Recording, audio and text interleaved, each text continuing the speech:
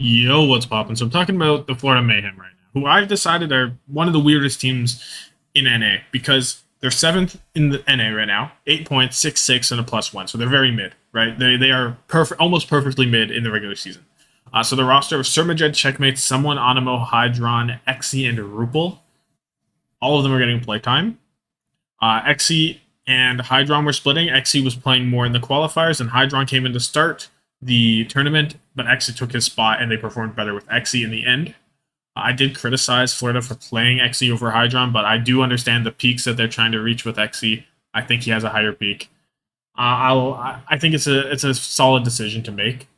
It'll be interesting to see how much, if any, gameplay Hydron gets, or if they're just going to run with Exi for the foreseeable future.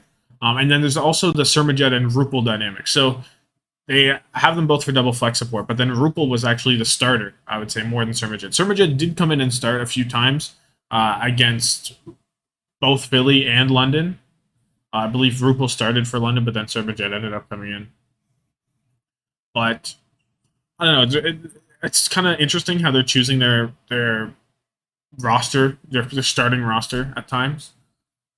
The thing about Sir Majed, very aggressive. So that aggression didn't really pay off in this specific meta, so I think that's why they leaned in with Rupal, even though Sir Majed for sure has a higher peak, for sure has a more playmaking play style, right?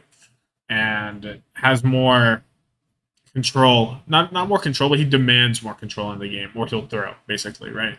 High risk, high reward. Whereas Rupal is, you know what you're gonna get, decently solid. He'll get the job done, but he's not going to do any more than that, probably. So interesting that they have those two different things. Then you have someone who can play all the tanks, and he was actually struggling in the qualifiers with playing all the tanks. He was picking too many different tanks too many times, mystery heroes at times. And then you just have Checkmate, who's just been there, solid. And Animo, who is playing the most textbook Lucio, passive, this is how you should do it gameplay. But the thing that's weird about Florida is they had their identity stage one, and they kind of lost it. Like they lost their identity, and all the other teams in this tournament, at least, you can look at and you can pick out like how you feel with the team, what direction they want to move in. Right. The next weirdest would probably be who? I don't even know. Like Toronto, but they're kind of nothing. That's their whole their whole build is nothing. Which Florida has different parts. It's really hard to grasp onto what they're trying to do at times. Like at the beginning of this tournament, they get 3-0'd by Houston. They look horrible. They're the worst team in the league. Then they go into London and losers bracket, and they look really bad for the first three maps. I'll say they did win the third one, but barely by fully holding London. That was basically off of Exi, and it's very weird because they flipped their switch. They just flipped it, and they decided, okay, we're gonna hard target Sparker. He's been doing too much, and then they shut him down. And then London didn't have an answer. Weren't unable to adapt to what Florida was doing, and they lost. And then I'm like, well, good adaptation, but they're just going to lose to Philly, and they did. But they did take them to 5 maps. They were up to 1 at one point, and I don't know. It's curious. It really is curious what's going on with this team. Um, in the end, Philly, they're just a higher caliber roster. I think it's safe to say that Zest just outranks Checkmate. MN3 probably outranks Exi at this current moment in time. Uh, Even Bellisria on the ball would outrank someone. I think I wasn't too. I'm not too ecstatic about someone ball. I think it's fine, but I'm not ecstatic about it. Even the back line. Well, the back line are two very weak back lines, I think, relative to the top like 6 teams or the top 8 teams that are left. I would call those two backlines a little weaker, but I don't know. They're a very weird team. I can't quite place them like in my head how I want to. Because like, well, what's the identity of the Florida Mayhem? I don't know. I actually don't know.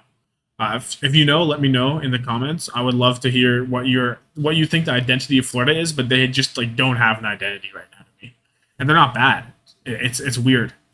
Um, but yeah, looking at their future schedule, we have the rematch of London and Florida in, I believe, the first game of the stage on the 15th week.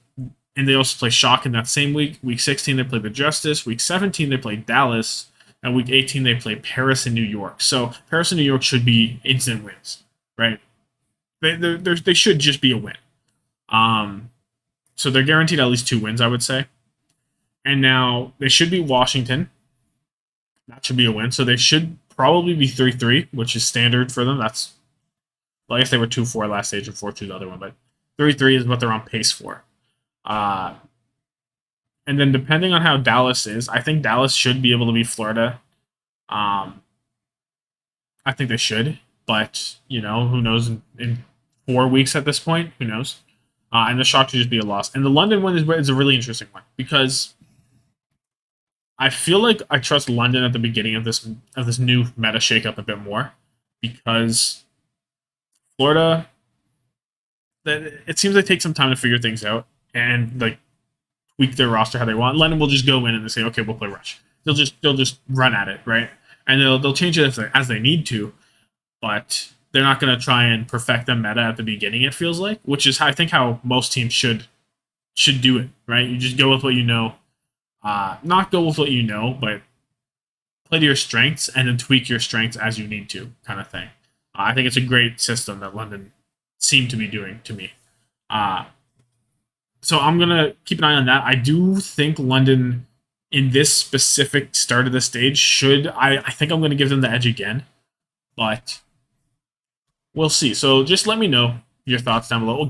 Keep watchful eyes for my rookie tier list video. I'm going to be talking about who I think are rookie of the year winners and rank all the rookies and all that, and then all the roles later and all that. So keep an eye out for that coming. But yeah, so like this video if you like it, subscribe for more daily Overwatch League content. Thank you so much for watching and have yourself a good one. Deuces.